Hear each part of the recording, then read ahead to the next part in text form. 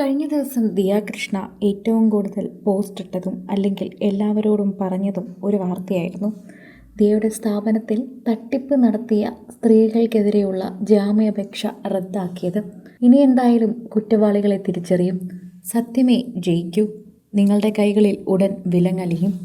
എൻ്റെ മകൻ പിറന്നതിന് ശേഷമുള്ള ഏറ്റവും വലിയ സന്തോഷ വാർത്ത എന്ന് തന്നെ ഇതിനെ വിശേഷിപ്പിക്കാം എന്ന് ദിയയുടെ ആരാധകർ തന്നെ പറയുന്നുണ്ട്. ദിയയ്ക്ക് ഇത് വളരെയധികം തന്നെ സന്തോഷം നൽകുന്ന ഒരു വാർത്തയായിരിക്കുമെന്ന് പ്രേക്ഷകർക്കെല്ലാവർക്കും അറിയാമായിരുന്നു. പ്രേക്ഷകരും അത് സമ്മതിക്കുന്നുണ്ട്. പ്രേക്ഷകരെല്ലാവരും സോഷ്യൽ മീഡിയയിൽ എഴുതുന്നതും ഇതേ വാർത്ത തന്നെയാണ്. ദിയയ്ക്ക് ഇത് നല്ല സന്തോഷം നൽകുന്ന വാർത്തയാണ്. എല്ലാവർക്കും അത് മനസ്സിലാകുന്നുണ്ട്. പ്രേക്ഷകരും അത് മനസ്സിലാക്കുന്നുണ്ട്. സോഷ്യൽ മീഡിയ ഉപയോഗിക്കുന്നവരൊക്കെ തന്നെയും ഇപ്പോൾ അതേ കാര്യം തന്നെയാണ് പറയുന്നത്. പ്രേക്ഷകർക്ക് ഇത് വലിയ ഒരു ആശ്വാസവാക്കായി മാറുന്നുവെന്ന് കൃത്യമായി പറയാൻ സാധിക്കുന്നു. ദിയയുടെ സ്ഥാപനത്തിൽ, അതായത് OYOC എന്ന ദിയയുടെ സ്ഥാപനത്തിൽ തട്ടിപ്പ് നടത്തിയവർ ജാമ്യാപേക്ഷ നൽകിയിരുന്നു. എന്നാൽ അത് റദ്ദാക്കിയാണ് ഇപ്പോൾ എത്തുന്നത്. അത് റദ്ദാക്കിയ വാർത്തകൾ തന്നെ സോഷ്യൽ മീഡിയയിൽ ഇപ്പോൾ എല്ലാവരും ഏറ്റെടുക്കുകയാണ് എന്ന് പറയാം. ഓമി ബേബി വന്നതിന് ശേഷമുള്ള ആദ്യത്തെ സന്തോഷ വാർത്ത എന്ന് തന്നെ ഇതിനെ കൃത്യമായി പറയാം. ഇത് ഓമി ബേബിയുടെ തന്നെ ഒരു അനുഗ്രഹമാണെന്നും അവൻ്റെ ഭാഗ്യമാണെന്നും തന്നെയാണ് എല്ലാവരും വിലയിരുത്തുന്നത്.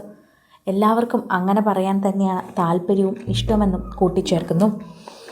69 ലക്ഷം രൂപ തട്ടിയെടുത്തുന്ന കേസിൽ ദിയ കൃഷ്ണയുടെ സ്ഥാപനത്തിലെ മുൻ ജീവനക്കാരുടെ മുൻകൂർ ജാമ്യാപേക്ഷ ഹൈക്കോടതി തള്ളിയിരിക്കുകയാണ്. സാമ്പത്തിക തട്ടിപ്പിന് ക്രൈംബ്രാഞ്ച് രജിസ്റ്റർ ചെയ്ത കേസിൽ പ്രതികളായ മുൻ ജീവനക്കാർ വിനീത, രാധു എന്നിവരുടെ മുൻകൂർ ജാമ്യാപേക്ഷ ജസ്റ്റിസ് ബെച്ചു കുര്യൻ തോമസ് തള്ളിയിരിക്കുകയാണ്. ഈ വാർത്തയെക്കുറിച്ച് തന്നെയാണ് കഴിഞ്ഞ ദിവസം ദിയ കൃഷ്ണ പ്രതികരിച്ച് എത്തിയത്. സത്യമേ ജയിക്കൂ. നിങ്ങൾ ഒരിക്കലും കള്ളം കൊണ്ട് ജയിക്കാൻ ശ്രമിക്കരുത്. അത് നടക്കില്ല. അങ്ങനൊരു കാര്യം ഉടനടി നടക്കാൻ പോകുന്നില്ല. ഒരിക്കലും നടക്കില്ല. ആദ്യമൊക്കെ നിങ്ങൾക്ക് ജയമുണ്ടാകുമായിരിക്കും. കള്ളങ്ങൾ പറഞ്ഞ് എപ്പോഴും നിങ്ങൾ മുന്നിലെത്താൻ നോക്കുമായിരിക്കും. എന്നാൽ അവസാനം സത്യമേ ജയിക്കൂ. അതാണ് ഈ ഭൂമിയുടെ ശാസ്ത്രം. ആ ശാസ്ത്രമനുസരിച്ച് മാത്രമേ ഇതെന്തും മുന്നോട്ട് പോയിട്ടുള്ളൂ. ദൈവം പോലും അതിനാണ് കൂട്ടുനിൽക്കുന്നത്. ദൈവം എന്നൊരു ശക്തി നിങ്ങൾ വിശ്വസിക്കുന്നില്ലെങ്കിൽ പോലും അങ്ങനെ എന്തെങ്കിലും ഒരു ശക്തി നിങ്ങൾ വിശ്വസിക്കുന്നില്ലേ, അതിൽ എല്ലാത്തിലും ആ ഒരു കാര്യമാണ് ഉള്ളത്. സത്യമായി മുന്നിൽ പ്രവർത്തിക്കുക, അതാണ് ചെയ്യാനുള്ളതെന്ന് എല്ലാവരും പറയുന്നു. ഇത് തന്നെയാണ് എല്ലാവരും മറുപടിയായി പറയുന്നത്. തിരുവനന്തപുരം കവടിയാറിൽ പ്രവർത്തിക്കുന്ന OYOC എന്ന സ്ഥാപനത്തെ ചുറ്റിപ്പറ്റിയായിരുന്നു അന്ന് വാർത്ത നിറഞ്ഞത്.